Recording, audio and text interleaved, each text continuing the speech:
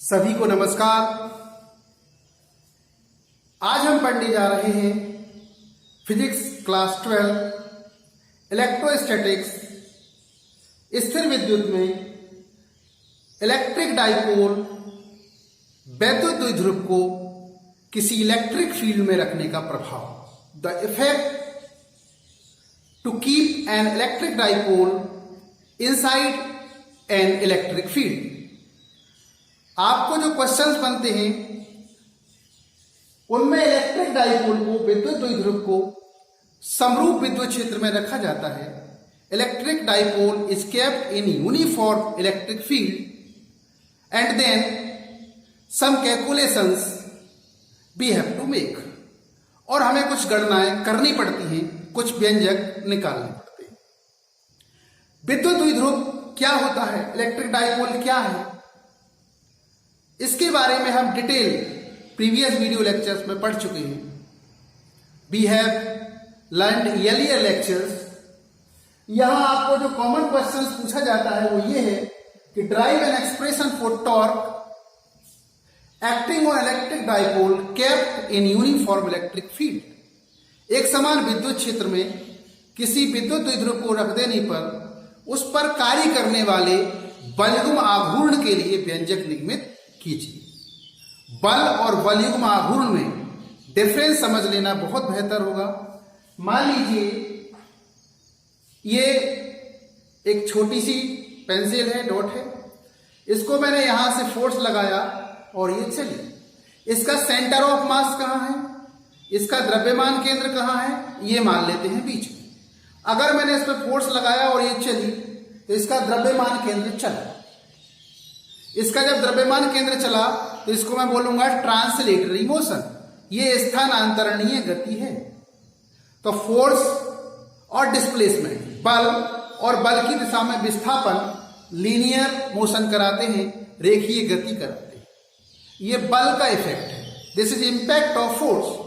अब यहां आप देखेंगे मैंने यहां इसको ऐसे फोर्स लगाया, ऐसे। तो जैसे फोर्स मैं यहां लगा रहा हूं नीचे की तरफ, एक फोर्स यहां भी लग रहा है अपने आप, जो इस वाले पॉइंट वाले पार्ट को ऊपर ले जाना चाहता है। अगर मैं ऐसे फोर्स लगाता हूं, मैं ऊपर की ओर फोर्स लगाता हूं, तो ये पॉइंट वाले पार्ट को एक फोर्स नीचे की ओर खींचना चाहता है। जितना मैं इस पर फोर्स लगाता हूं बिल्कुल उतने ही परिमाण का, उतने ही मैग्नीट्यूड का फोर्स यहां लगता है। और अगर ऐसा फोर्स लगता है, ये दो फोर्स हैं, इक्वल हैं, बराबर हैं और अपोजिट हैं, दिशाओं में विपरीत है। मैं अगर नीचे ला रहा हूं तो ये ऊपर जा रहा है। अगर इस तरह के फोर्स लगते हैं तो देखिए आप कौन सी मोशन हो रही है। इस मोशन को आप क्या बोलते हैं, रोटेटरी मोशन बोलते हैं। ये रोटेटरी मोशन है, घूर्णन गति है। लेकिन घूर्णन गति कराने के लिए बल से काम नहीं चलता है, बल का एक जोड़ा चाहिए होता है। We need a pair of forces which are opposite in direction but equal in magnitude. हमें ऐसे दो बल चाहिए होते हैं जिनकी दिशाएं विपरीत होती हैं, लेकिन परिमाण कैसे होते हैं, समान होते हैं। एक चीज और आती है line of action of force. जो दो बल लग रहे हैं उनकी ऐसी लाइन ऑफ फोर्स जिन पर बल लगते हैं, या ऐसी रेखा जिस पर बल कार्य करते हैं, उन रेखाओं को अलग अलग होना चाहिए। लाइन ऑफ एक्शन अलग अलग होनी चाहिए। मान लीजिए एक फोर्स यहां लगा, एक फोर्स यहां लगा। ये फोर्स जो लग रहा है वो कौन सी लाइन में लग रहा है, ये एक्स एक्सिस की डायरेक्शन में। ये फोर्स जो लग रहा है, ये फोर्स देखिए यहां लग रहा है, ये फोर्स यहां लग रहा है, और इसकी लाइन ऑफ एक्शन कौन सी है, प्लस एक्स डायरेक्शन का, वो प्लस एक्स में लग रहा है। एक फोर्स ऐसा लग रहा है, माइनस एक्स डायरेक्शन में लग रहा है, ऐसे। इसकी भी लाइन ऑफ एक्शन कहां है, इसी रेखा में, एक्स एक्सिस की लाइन में ही। तो फिर दोनों फोर्सेस की इक्वल हैं। अब भी ये फोर्स जितना यहां लग रहा है उतना ही यहां लग रहा है, इक्वल है दोनों फोर्स। एक इस तरफ से लग रहा है प्लस एक्स एक्स की डायरेक्शन में, एक लग रहा है इस तरफ से माइनस एक्स एक्स की डायरेक्शन में। दोनों की डायरेक्शंस भी अपोजिट हैं, फिर भी ये इस बॉडी को घुमा नहीं रही है। क्यों नहीं घुमा रही है, क्यों नहीं रोटेट कर रही है? कि फोर्स तो इक्वल है, फोर्स अपोजिट है, लेकिन इनका लाइन ऑफ एक्शन एक सा है। इस फोर्स का लाइन ऑफ एक्शन भी, ये भी इसी लाइन पे काम करना चाहता है जो एक्स एक्सिस की लाइन है, ये भी इसी लाइन पे काम करना चाहता है जो एक्स एक्सिस की लाइन है। तो अगर लाइन ऑफ एक्शन दोनों फोर्सेस की एक हो जाती है तो भी फिर वस्तु घूम नहीं पाती, टॉर्क नहीं लगता। टॉर्क या वॉल्यूम, वॉल्यूम कब लगता है या कोई चीज कब घूमती है? जब उस पर दो इक्वल और अपोजिट फोर्स काम करें, उस पर दो बराबर और विपरीत दिशा में बल काम करें, लेकिन उनका लाइन ऑफ एक्शन, उनकी जो क्रिया रेखा है वो एक नहीं होना चाहिए, अलग अलग होना चाहिए। तब हम ऑब्जेक्ट्स को रोटेट करा सकते हैं, घुमा सकते हैं। तो बलों का जोड़ा यहां काम कर रहा है, इसलिए इसको बोलते हैं बलयुग। और ये घुमा रहा है इसलिए क्या हो गया? बलयुग आघूर्ण। तो आप एक बात समझ लें कि लीनियर मोशन में, रेखीय गति में जो फोर्स का काम होता है, घूर्णी गति में वही काम होता है टॉर्क का। टॉर्क एक फोर्स से नहीं बनता, टॉर्क दो फोर्सेस से बनता है, दो बलों से बनता है, और दोनों को बराबर और विपरीत होना चाहिए। ये कंडीशन है। इक्वल एंड अपोजिट डायरेक्शन में काम करना चाहिए, मैग्नीट्यूड में इक्वल होना चाहिए, और उनकी लाइन ऑफ एक्शन सेम नहीं होना चाहिए। Their line of action should not be same. तब बलयुग आघूर्ण बनता है, और बलयुग आघूर्ण ऑब्जेक्टों को घुमाता है। और जब ये घुमा रहा है तो आप देखेंगे सेंटर ऑफ मास अपनी जगह है, ये वाला सेंटर ऑफ मास। वस्तु के द्रव्यमान केंद्र में कोई परिवर्तन नहीं हो रहा है, उसको हम बोलते हैं रोटेटरी मोशन, घूर्णन गति। द्रव्यमान केंद्र में जब परिवर्तन नहीं होता तो एक्सीलरेशन नहीं होता।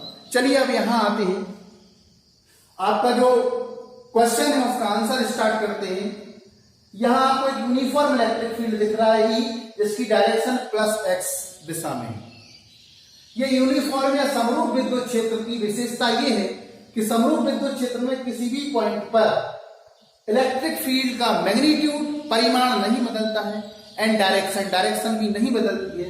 इस इलेक्ट्रिक फील्ड को किसने प्रोड्यूस किया है? इस वाले चार्ज ने प्रोड्यूस किया। तो ये वाला चार्ज सोर्स चार्ज है, स्रोत आवेश। स्रोत आवेश वो आवेश होता है जो विद्युत क्षेत्र को उत्पन्न करता है। इस स्रोत आवेश में सोर्स चार्ज ने इलेक्ट्रिक फील्ड को प्रोड्यूस किया, और इलेक्ट्रिक फील्ड की दिशा क्या है? प्लस एक्स अक्ष की दिशा है। Direction of electric field is along x axis. इस समरूप विद्युत क्षेत्र में मैंने एक ए बी विद्युत द्विध्रुव रखा है। I care an electric dipole A B which was made of minus q plus q in this uniform electric field। द्विध्रुव की अक्ष, द्विध्रुव की जो अक्ष है उसको मैं माइनस क्यू प्लस क्यू ऐसे ही बोल सकता हूं कि यही तो डाइपोल मूवमेंट है। माइनस क्यू से प्लस क्यू की डायरेक्शन में क्या होता है? डाइपोल मूवमेंट है। तो मैं ये भी कह सकता हूं कि डाइपोल की एक्सिस और इलेक्ट्रिक फील्ड के बीच में थीटा कोण है। Dipole is inclined by theta angle to the electric field E. ये मैंने कह दिया। डाइपोल की लेंथ जैसे 12 मैं मानता हूं, यहां भी मैंने 12 माना। पॉइंट बी पर, डाइपोल के पॉइंट बी पर एक फोर्स लगता है क्यूई। देखिए ये प्लस है, ये प्लस है, और ये भी प्लस चार्ज है। तो ये इलेक्ट्रिक फील्ड की डायरेक्शन में ही जाना है। इलेक्ट्रिक फील्ड की डायरेक्शन में एक फोर्स लगता है, और उसको मैं बोलता हूं क्यूई। ये एक्स एक्सिस की डायरेक्शन है। इलेक्ट्रिक फील्ड की डायरेक्शन भी प्लस एक्स एक्सिस में है, और बी पॉइंट पर जो क्यूई फोर्स लग रहा है उसकी डायरेक्शन भी प्लस एक्स एक्सिस में है। तो इलेक्ट्रिक फील्ड जो इस पर फोर्स लगा रहा है इलेक्ट्रिक डाइपोल पर, विद्युत क्षेत्र जो इस विद्युत द्विध्रुव पर बल लगा रहा है, उसकी दिशा और विस्थापन की दिशा, जो प्लस क्यू चार्ज जाना चाहता है, उस डिस्प्लेसमेंट की डायरेक्शन एक है। इसलिए मैं इस फोर्स को कहूंगा प्लस क्यूई। यहां आप आएंगे ए पर माइनस क्यू चार्ज रखा है। इलेक्ट्रिक डाइपोल को हम हमेशा कैलकुलेशंस करते समय दो पॉइंट चार्ज के रूप में लेते हैं। तो यहां माइनस क्यू चार्ज रखा है, और माइनस क्यू चार्ज इस सोर्स चार्ज की तरफ भागेगा, क्योंकि ये क्या है? प्लस। तो एक ऐसा फोर्स लगेगा इस डायरेक्शन में। अब एक बात और ध्यान रख लें, ये माइनस और प्लस ये तो केवल चार्ज का नेचर दिखाने के लिए होते हैं। प्लस क्यू का मैग्नीट्यूड भी क्यू है, माइनस क्यू का मैग्नीट्यूड भी क्यू है। ये प्लस क्यू लो या माइनस क्यू लो, दोनों का मैग्नीट्यूड हमेशा क्यू होता है। तो क्यूई फोर्स तो मैं कहां से लाया? क्यूई। ये फोर्स मैंने क्यूई क्यों लिख दिया? क्योंकि हमें पता है टेस्ट चार्ज है ये माइनस क्यू प्लस क्यू। यहां सोर्स चार्ज ये वाला है और टेस्ट चार्ज के साथ अगर इलेक्ट्रिक फील्ड इंटेंसिटी हम निकालते हैं तो E equal to F upon Q होता है। क्यू यहाँ टेस्ट चार्ज है, ये हम पढ़ चुके हैं, concept of electric field intensity. तो यहां से F क्या हो जाएगा, Q इंटू E। जब किसी सोर्स चार्ज के द्वारा प्रोड्यूस इलेक्ट्रिक फील्ड E में किसी आवेश Q को रखा जाता है तो उस पर जो फोर्स कार्य करता है वो Q इंटू E होता है। इसलिए मैंने B पॉइंट पर Q इंटू E यहां लगाया, A पॉइंट पर Q और E इधर लगाया, और चूंकि ये अलग डायरेक्शन में है, आपका इलेक्ट्रिक फील्ड कौन से डायरेक्शन में है, प्लस एक्स। डिस्प्लेसमेंट, इस चार्ज का जो विस्थापन है वो किस डायरेक्शन में हो रहा है, ये प्लस की तरफ भागेगा, तो फील्ड की डायरेक्शन तो ये है प्लस एक्स। ये चार्ज जो माइनस क्यू भाग रहा है वो उल्टी डायरेक्शन में भाग रहा है। डिस्प्लेसमेंट कैसा है, अपोजिट है उसके, इसलिए मैंने इसको माइनस दिया है। QE इसका मैग्नीट्यूड, QE इसका मैग्नीट्यूड, मैग्नीट्यूड दोनों के सेम। इलेक्ट्रिक फील्ड दोनों का एक जैसा, क्योंकि चाहे इस पॉइंट पर इलेक्ट्रिक फील्ड लो, चाहे इस पॉइंट पर इलेक्ट्रिक फील्ड लो, चाहे इस बिंदु पर विद्युत क्षेत्र की तीव्रता लो, चाहे इस बिंदु पर विद्युत क्षेत्र की तीव्रता लो, ये तो यूनिफॉर्म इलेक्ट्रिक फील्ड है। यहां इंटेंसिटी, इलेक्ट्रिक फील्ड इंटेंसिटी हर एक पॉइंट पर सेम है, हर एक बिंदु पर समान है, दिशा में भी और परिमाण में भी। अगर हर एक पॉइंट पर समान है तो इधर भी E रहेगी और इधर भी E रहेगी, तो यहां भी फोर्स QE, यहां भी फोर्स QE, दो बराबर बल हमारे पास आ गए, टू इक्वल फोर्स आ गए, अपोजिट डायरेक्शन में काम कर रहे हैं, ये भी सही है। लाइन ऑफ एक्शन देखें, इस फोर्स की लाइन ऑफ एक्शन ये है, ये मैंने बढ़ा दिया, ये इस फोर्स की लाइन ऑफ एक्शन आप पीछे बढ़ाओ, ये दोनों की लाइन ऑफ एक्शन अलग अलग है, ये लाइन अलग है QE फोर्स की, इस QE फोर्स की लाइन अलग है, बस बन गया टॉर्क। क्या बनेगा, जब दो बराबर और विपरीत बल जिनकी क्रिया रेखाएं एक नहीं होती हैं, वे बलयुग्म आघूर्ण का निर्माण करते हैं, टॉर्क का निर्माण करते हैं और वस्तु को घुमा देते हैं। वस्तु को घुमा देते हैं मतलब यहाँ किसको घुमा देंगे, तो इधर आघूर्ण को घुमा देंगे, और जैसे ही E के फील्ड में आएगा, E के एलॉन्ग आएगा, E की दिशा में आएगा, इससे घूमना बंद हो जाएगा। तो कहां तक घुमाएंगे, यहां से ऐसे घुमा के ये ऐसा करते हैं। बिल्कुल ठीक उसी तरह जैसे किसी नदी में अगर हम लकड़ी को फेंक दें, आड़ी तिरछी करके भी फेंक देंगे, तो नदी की धारा अपनी धारा में उसको मोड़ लेती है। ये भी क्या है, प्लस से माइनस की तरफ, ये चार्ज का फ्लो है। इलेक्ट्रिक फील्ड क्या है, चार्ज का फ्लो है, आवेश की नदी है। अगर उसमें आपने ऐसे इलेक्ट्रिक डाइपोल को विद्युत ध्रुव को रख दिया तो वो उसको मोड़ के ऐसा करती है। ये जो मोड़ती है, ये कौन मोड़ता है इसको, इलेक्ट्रिक फील्ड में रखने पर, इलेक्ट्रिक डाइपोल पर, विद्युत क्षेत्र में रखने पर, विद्युत द्विध्रुव पर एक बलयुग्म आघूर्ण काम करता है। दो बल काम करने लगते हैं जो बराबर हैं, विपरीत हैं, लाइन ऑफ एक्शन, जिनकी क्रिया रेखाएं अलग अलग हैं, और वो इस द्विध्रुव को घुमा के विद्युत क्षेत्र के समांतर कर देते हैं। Torque makes electric dipole along the direction of electric field. इस टॉर्क की हमें गणना करनी है, और कक्षा 11 से आप टॉर्क के बारे में पढ़ चुके हैं। टॉर्क क्या होता है, टॉर्क द्विध्रुव पर कार्य करने वाला बलयुग्म आघूर्ण। Torque acting on electric dipole is equal to होता है magnitude of one of the force. जो दो फोर्स टॉर्क बनाते हैं उनमें से एक बल का परिमाण इनटू परपेंडिकुलर डिस्टेंस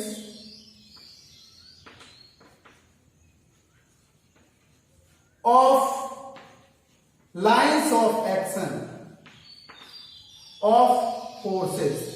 तो दोनों बलों की क्रिया रेखा है, उनके बीच की लंबवत दूरी, ये 11th में आप पढ़ चुके हैं। ये टॉर्क का फॉर्मूला है। तो torque equal to magnitude of force क्या है, कोई भी दो फोर्स है, प्लस QE और माइनस QE, दोनों का मैग्नीट्यूड सेम है, किसी भी फोर्स का ले लो मैग्नीट्यूड, इनटू परपेंडिकुलर डिस्टेंस कौन सी है, देखो ये लाइन ऑफ एक्शन ये लाइन ऑफ एक्शन ये, तो मैंने परपेंडिकुलर डिस्टेंस 90 डिग्री बनाती है लाइन ऑफ एक्शन से खींच दिए, दोनों आपस में ये परपेंडिकुलर लंबवत दूरी है इनकी, तो इसको मैंने ले लिया, ये लंबवत दूरी कौन सी है, BC, QE इंटू BC, ये इक्वेशन बन गई। BC कहां से आएगी, BC आएगी ट्राइंगल ABC से, तो हम लिखेंगे ट्राइंगल ABC में कौन से थीटा लगाने पर बीसी आएगी? ये थीटा है, कोण है, कोण के सामने की भुजा परपेंडिकुलर, कोण के सामने की भुजा लंब होती है, तो हमें इस वाली तो चाहिए, ये वाली दूरी हमें पता है 2l है, हाइपोटेनस हमें पता है, परपेंडिकुलर हमें चाहिए, तो फिर हम कौन सा थीटा यूज करेंगे? साइन। तो ट्राइंगल एबीसी में sine theta equal to B C upon hypotenuse क्या है? AB, BC अपॉन AB, और BC की वैल्यू हमें निकालनी है, sine theta equal to BC upon, और AB डाइपोल का लेंथ 2l है, तो यहां से BC आ जाएगा 2l साइन थीटा। मान इक्वेशन 1 में रखने पर, on putting the value in equation 1, निकाल सकते हैं आप टॉर्क, इसको टो से डिनोट करते हैं, टो से रिप्रेजेंट करते हैं, टो इक्वल टू हो जाएगा QE into 2l sine theta, और Q इंटू 2l कुछ होता है, ये आप जानते हैं, इलेक्ट्रिक डाइपोल में मूवमेंट P बराबर Q इंटू 2l, तो यहां Q इंटू 2l की जगह आप P भी रख सकते हैं, तो PE साइन थीटा, ये आपका टॉर्क के लिए, वॉल्यूम आघूर्ण के लिए एक्सप्रेशन है, इसको मैं इक्वेशन 2, ये वॉल्यूम आघूर्ण के लिए एक्सप्रेशन है। यहां थीटा क्या है? थीटा P और E के बीच का कोण है, P व E के बीच का कोण है, और आप यहां देखेंगे P और E दोनों वेक्टर होते हैं, डाइपोल मोमेंट भी वेक्टर होता है और इलेक्ट्रिक फील्ड भी वेक्टर क्वांटिटी है, सदिश राशि है, के बीच का कोण है।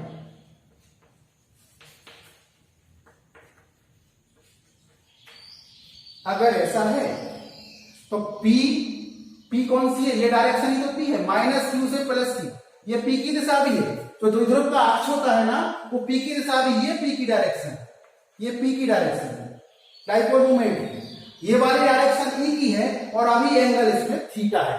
P और E के बीच का कोण कौन सा होता है? थीटा होता है। ये कोण चेंज भी तो हो सकता है, ये एंगल चेंज हो सकता है। मान लीजिए मैं कहूं, मैं यहां केस 1 देगा, case first, if theta equal to 0 degree. अब थीटा 0 है, इसका मतलब यहां फिजिकल मीनिंग क्या है, सिग्निफिकेंस क्या है? ये AB डाइपोल है, इसको आप कम करते करते करते यही आ गए, इलेक्ट्रिक फील्ड की डायरेक्शन, ये डाइपोल मोमेंट की डायरेक्शन है P, इसको आप बिल्कुल E पर रख दो, ऐसे ले आओ, E की डायरेक्शन में ले आओ, ये E की डायरेक्शन है, ये E की डायरेक्शन भी है, यहां ले आओ, मतलब थीटा कितना हो गया? 0। थीटा 0 का मतलब है डाइपोल मोमेंट माइनस Q से प्लस Q की ओर जो डायरेक्शन है उसकी दिशा, और इलेक्ट्रिक फील्ड की डायरेक्शन, विद्युत क्षेत्र की दिशा के बीच का कोण 0 हो गया।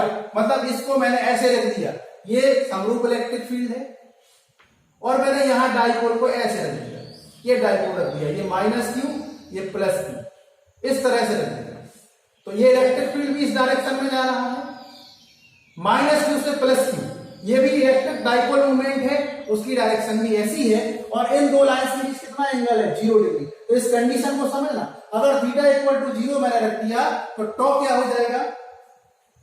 टॉ इक्वल टू हो जाएगा P E साइन 0।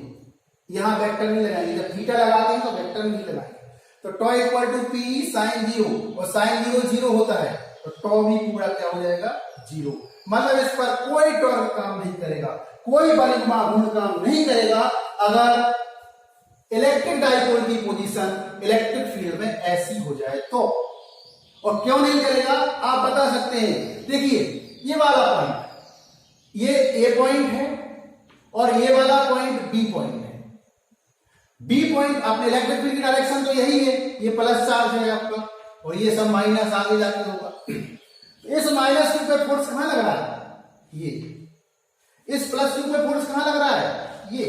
अब भी बराबर है, ये फोर्स भी QE है, ये फोर्स भी QE है, ये फोर्स भी QE है, दोनों की डायरेक्शन अलग अलग है, ये इस तरह प्लस x एक्सिस में लग रहा है, ये माइनस x एक्सिस में लग रहा है, फिर भी ये इस डाइपोल को घुमा नहीं रहे, क्यों नहीं घुमा रहे हैं?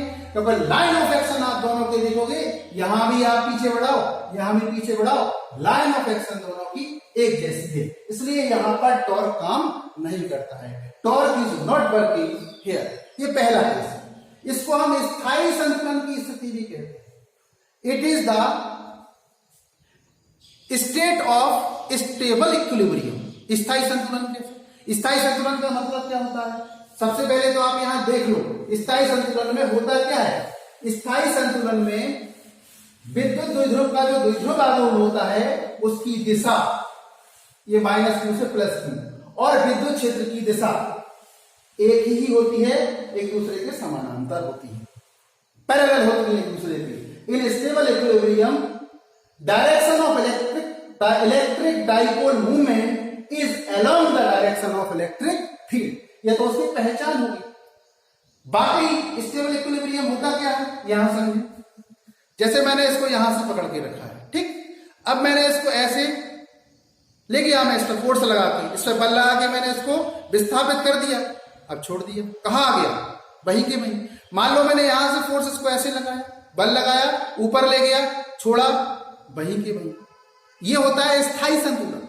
स्थायी संतुलन का अर्थ ये है कि यदि बॉडी को या वस्तु को पूर्व उसकी स्थिति से डिफ्लेक्ट कर दिया जाए, विचलित भी कर दिया जाए, विक्षेपित भी कर दिया जाए, तो वापस लौट के वहीं आ जाती है। अगर इस कंडीशन से द्विध्रुव को विक्षेपित कर दोगे तो ये जो विद्युत क्षेत्र है इसे वापस पूर्ववत उसी स्थिति में ला देगा, उसी स्थिति में लौटा देगा। इसको कहते हैं स्थायी संतुलन।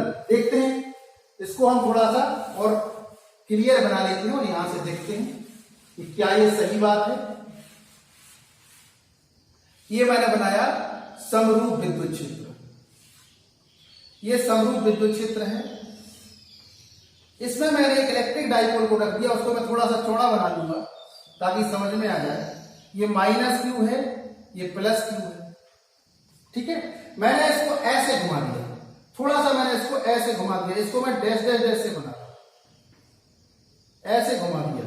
इसी डाइपोल को ऐसे मैंने घुमा दिया। अगर मैंने घुमा दिया तो ये -q ये +q है, इलेक्ट्रिक फील्ड की डायरेक्शन तो यही है, यही है इलेक्ट्रिक फील्ड की डायरेक्शन। मतलब यहां क्या है? प्लस चार्ज है। तो ये -q अब यहां की जगह कहां पहुंच गया? यहां। +q यहां की जगह कहां पहुंच गया? यहां। ये माइनस रखा है और ये प्लस रखा है, तो ये प्लस क्या करेगा? इस -q को वापस कर देगा भाई। इस प्लस से -q की डिस्टेंस बढ़ गई, अगर ये वापस कर देगा तो ये फिर वापस कम हो जाएगी कि नहीं? तो ये जो प्लस चार्ज है वो इस -q को वापस खींचना चाहेगा। ये पूरा पॉजिटिव है, ये पूरा नेगेटिव है, तभी इलेक्ट्रिक फील्ड पॉजिटिव से नेगेटिव की तरफ होता है। तो जैसे ही इसको मैं डिफ्लेक्ट करूंगा, विक्षेपित करूंगा, ये प्लस इस माइनस को अपनी तरफ खींच लेगा। ये जो प्लस बाहर जा रहा है, दूर जा रहा है माइनस से, ये माइनस इस प्लस को अपनी ओर खींच लेगा और ये जो इलेक्ट्रिक डाइपोल है वो वापस फिर -q +q में चेंज हो जाएगा, अपनी पूर्ववत अवस्था में आ जाता है। तो स्थायी संतुलन क्या होता है सुन ले एक बार। यदि समरूप विद्युत क्षेत्र में रखे किसी विद्युत द्विध्रुव को उसकी अवस्था से विक्षेपित किया जाता है, तब द्विध्रुव पर कार्य करने वाला बलिंग आघूर्ण उसे पूर्ववत स्थिति में ला देता है। इसे स्थायी संतुलन की अवस्था कहा जाता है। If an electric dipole is deflected from its position of 0 degree या alignment of electric field intensity, then the torque acting on electric dipole again gets it come back in former condition. द्विध्रुव को उसी विद्युत क्षेत्र की दिशा में समांतर वापस ला देता है। इसे हम बोलते हैं स्थायी संतुलन की स्थिति। अब मैं इसको थोड़ा सा चेंज कर रहा हूं। अब मैं दूसरा केस लेता हूं, θ = 180 डिग्री। ये देखिए, ये यूनिफॉर्म इलेक्ट्रिक फील्ड है, इसकी डायरेक्शन हमेशा +x है, मैंने चेंज नहीं की है। अगर मैंने अपने इलेक्ट्रिक डाइपोल को ऐसे रख दिया, ये इलेक्ट्रिक डाइपोल है, उल्टा रख दिया, यहां +q इधर -q, नीचे बनाता हूं ताकि मैं फोर्स बना लूं। ये +q है और ये -q है। अब ये सोर्स चार्ज तो कैसा है? यहां प्लस है, यहां क्या है, माइनस है दूसरी प्लेट पे, तो ये प्लस क्या करेगा, ये प्लस एक फोर्स लगाएगा इस प्लस पर, जो इसको इस तरफ धकेलेगा, तो फोर्स इस डायरेक्शन में लगाएगा। ये वाला प्लस इस प्लस क्यू चार्ज को रिपेल करेगा, तो प्लस एस की डायरेक्शन में फोर्स लगाएगा, और मैग्नीट्यूड तो बदलना ही नहीं है, चार्ज भी क्यू है और हर पॉइंट पर इलेक्ट्रिक फील्ड भी क्या है, ई है। ये माइनस चार्ज है यहाँ, ये माइनस चार्ज इधर है, तो ये माइनस इस माइनस पे कैसे फोर्स लगाएगा, ऐसे उल्टा, तो ये वाला फोर्स ऐसे लगेगा। ये मैग्नीट्यूड अब भी कितना रहेगा, क्यूई, इसका मैग्नीट्यूड भी कितना रहेगा, क्यूई। बन गए दो फोर्स, ये दो फोर्स बन गए, थीटा इक्वल टू 180 डिग्री पर भी ये दो फोर्स बन गए, और दोनों फोर्स एक दूसरे के अपोजिट भी है, लेकिन फिर भी टॉर्क नहीं लग रहा है। यहां से भी डाइपोल घूमेगा नहीं, क्यों नहीं घूमेगा, तो लाइन ऑफ एक्शन यहां भी कैसी है, एक ही है।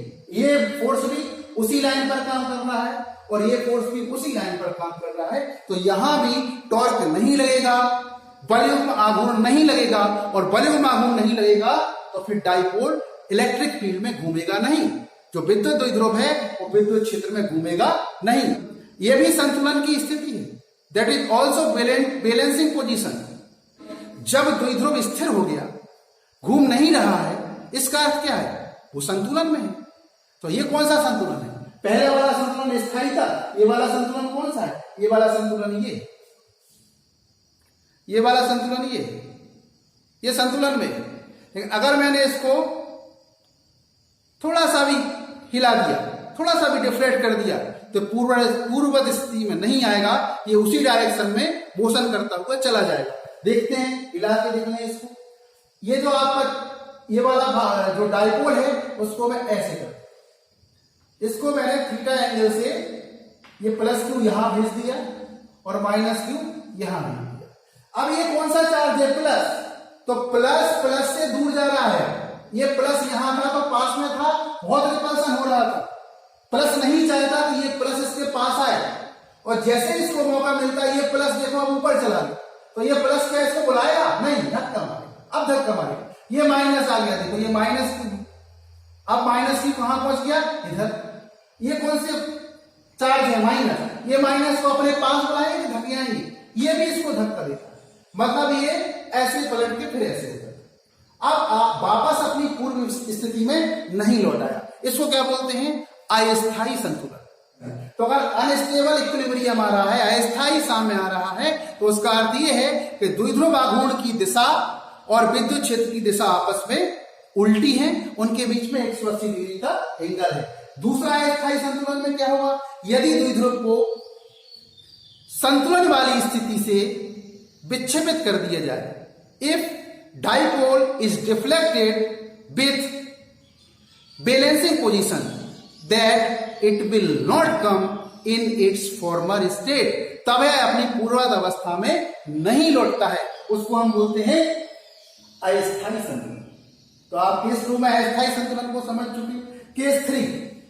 केस 3 है, यदि थीटा इक्वल टू 90 डिग्री है, if theta equal to 90 degree, then theta 90 का मतलब, इसको उठा के मैंने ऐसे कर दिया, ये देखिए इलेक्ट्रिक फील्ड है, इसकी डायरेक्शन तो चेंज होनी नहीं है, जो यहां ऐसा लेटा था डाइपोल, उसको मैंने ऐसे कर दिया, ये माइनस क्यू है और ये प्लस क्यू है, तो कितना एंगल बना दिया इसने, ये डायरेक्शन माइनस क्यू से प्लस क्यू किसकी हो जाएगी, ये पी की डायरेक्शन हो जाएगी। ये किसकी डायरेक्शन है, इलेक्ट्रिक फील्ड की डायरेक्शन है, तो पी और ई के बीच में एंगल कितना बन गया, 90 डिग्री। इसका मतलब है समरूप विद्युत क्षेत्र में जो विद्युत द्विध्रुव रखा है वो नॉर्मल है, इस क्षेत्र के परपेंडिकुलर रख दिया है, ऐसा खड़ा रख दिया। अगर ऐसा रख दिया तो फिर साइन 90 की वैल्यू कितनी होती है, साइन 90 की वैल्यू होती है 1, तो फिर टॉर्क कितना हो जाएगा, tau equal to P sine 90, तो इस कंडीशन में टॉर्क हो जाएगा पी ई।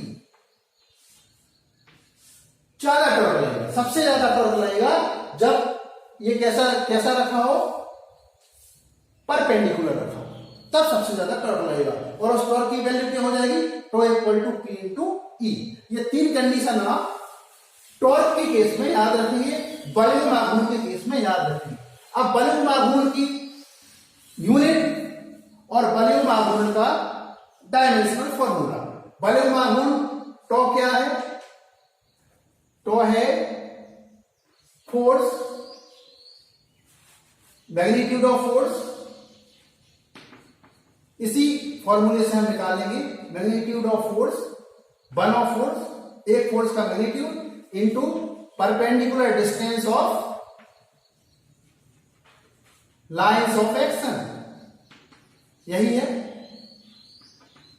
तो फोर्स का तो आपको पता है न्यूटन होता है, इनटू डिस्टेंस का क्या होता है डिस्प्लेसमेंट, तो न्यूटन इनटू मीटर, ये टॉर्क का यूनिट आ जाएगा, newton into metre. Dimensional formula यहीं से निकाल दो, विमी सूत्र यहां से ही निकाल दो। डायमेंशनल फॉर्मूला यूनिट देखते ही हम निकाल सकते हैं। न्यूटन फोर्स की यूनिट है, तो फोर्स का बल का डायमेंशनल फॉर्मूला हमें 11 से याद है, T-2। मीटर लेंथ की यूनिट है, तो लेंथ को हम डायमेंशन में लिखते हैं, तो यहां से m/L2 T⁻²। Newton into metre इसकी यूनिट हो जाएगी और m/L2 T-2 इसका डायमेंशनल फॉर्मूला हो जाएगा। इसमें एक छोटी सी चीज और पूछी जा सकती है, यदि हमें पता है कि टॉ इक्वल टू होता है PE sin थीटा, ठीक है, ये मेरा इक्वेशन है सेकेंड साइड। इसमें अगर मैं थीटा इक्वल टू रख दूं 90 degree, E equal to 1 newton पर कूलम ले लें, मतलब E की वैल्यू में 1 ले लें, न्यूटन पर कूलम इसकी यूनिट है, E की वैल्यू में 1 यूनिट ऐसे लिख दो, 1 यूनिट ले लूं मतलब 1 ले लूं, तो टॉ क्या हो जाएगा देखना, टॉ इक्वल टू P, E की वैल्यू मैंने 1 ले ली, sin 90 का मान भी 1 होता है, तो क्या टॉ इक्वल टू P नहीं होगा? जो वॉल्यूम आघूर्ण है वही तो विद्युत द्विध्रुव आघूर्ण हो जाएगा। इसकी डेफिनेशन भी कभी कभी पूछ लेते हैं। तो ये कौन सी कंडीशन में ये होता है? ये तब होता है जब हमने इलेक्ट्रिक डाइपोल को समरूप विद्युत क्षेत्र में, इकाई विद्युत क्षेत्र में, इस E की वैल्यू आपको मानना पड़ेगी 1 न्यूटन पर कूलम, तो हम लिखेंगे इकाई विद्युत क्षेत्र में, इकाई समरूप विद्युत क्षेत्र में विद्युत द्विध्रुव को विद्युत क्षेत्र के साथ लंबवत रखने पर, तभी तो थीटा 90 होगा, विद्युत क्षेत्र के साथ लंबवत रखने पर विद्युत द्विध्रुव पर जितना टॉर्क, जितना बलगुण आघूर्ण काम करता है वही विद्युत द्विध्रुव आघूर्ण कहलाता है। एक बार और सुन ले, इकाई क्षमता वाले समरूप विद्युत क्षेत्र में लंबवत रखे हुए विद्युत द्विध्रुव पर, यह लंबवत रखा हुआ विद्युत द्विध्रुव, लंबवत रखे हुए विद्युत द्विध्रुव पर जितना टॉर्क, जितना बलगुण आघूर्ण लगता है उसे ही हम विद्युत द्विध्रुव आघूर्ण कहते हैं। The torque acting on electric dipole kept perpendicular the uniform electric field is called as electric dipole moment. अब यदि आपको टॉर्क की डायरेक्शन निकालने आती है, सूत्र देखें, टॉ इक्वल टू P, क्या लिख देंगे हम, डायरेक्शन ऑफ टॉर्क, बल युग्म आघूर्ण की डायरेक्शन, दिशा कैसे निकालते हैं? आपको पता है tau equal to P sin theta, sin theta cross product होता है, इसको हम ऐसे लिख सकते हैं, ये और ये बराबर होगा, साइन थीटा को हटा दे, P vector cross E vector, और क्रॉस प्रोडक्ट हमेशा वेक्टर क्वांटिटी ही होती है। इसका अर्थ है टॉ की डायरेक्शन होगी, बलयुग्म आघूर्ण की जो डायरेक्शन होगी वो P और E के तल के लंबवत होगी। Direction of torque will be perpendicular to the plane of P and E। P ये है, E ये है, दोनों ही बोर्ड पर बनाए हैं, मतलब P और E XY समतल में है, ये इस पे लंबाई बनी, इस पे चौड़ाई बनी, तो ये x एक्सिस, ये y एक्सिस, बोर्ड पर हमने जो बनाया वो XY तल में है, P और E दोनों XY तल में है। तो इस संयुक्त तल के लंबवत तल कौन सा होगा, परपेंडिकुलर प्लेन कौन सा होगा, वो Z एक्सिस होगा, या तो आपकी ओर आएगा या बोर्ड के पीछे जाएगा। और इसका तरीका बहुत सिंपल है निकालने का। जैसे यहां मैं देखूं, आप क्या करें, अपने राइट हैंड की फिंगर्स को, दाहिने हाथ की उंगलियों को डाइपोल मोमेंट की डायरेक्शन में रखें, ये रखनी है P की डायरेक्शन, और फिर ई की तरफ मोड़े, ई का जो डायरेक्शन है वो सीधा है, ई का डायरेक्शन बनाने के लिए मुझे ऐसे करना है, ये ई का डायरेक्शन है और ये पी का डायरेक्शन है। तो अगर मैंने पी की डायरेक्शन में अपनी उंगलियां रख दी और उनको ई की तरफ मोड़ा तो अंगूठा मेरा जहां जा रहा है, अंगूठा ये अंदर जा रहा है, अंदर जा रहा है तो पी और ई के प्लेन के लंबवत अंदर की ओर होगी। Direction of torque will be perpendicular inward to the plane of P and E. इतनी बातें हमें द्विध्रुव को विद्युत क्षेत्र में रखने पर उत्पन्न बलयुग्म आघूर्ण के लिए याद रखनी पड़ेगी। अगले वीडियो लेक्चर में हम इस द्विध्रुव को समरूप विद्युत क्षेत्र में घुमाने का काम करेंगे, रोटेट कराएंगे और हमें कितना वर्क करना पड़ेगा इसको कैलकुलेट करेंगे। कल हम ये भी जानेंगे इस विद्युत द्विध्रुव की स्थितिज ऊर्जा क्या होती है। इस कंडीशन में अगर ये खड़ा है, ये स्टेबल है, ये रह रहा है, तो इसके पास कितनी पोटेंशियल एनर्जी, कितनी स्थितिज ऊर्जा होनी चाहिए। इन सब का अध्ययन हम अगले वीडियो लेक्चर में करेंगे। Thank you very much.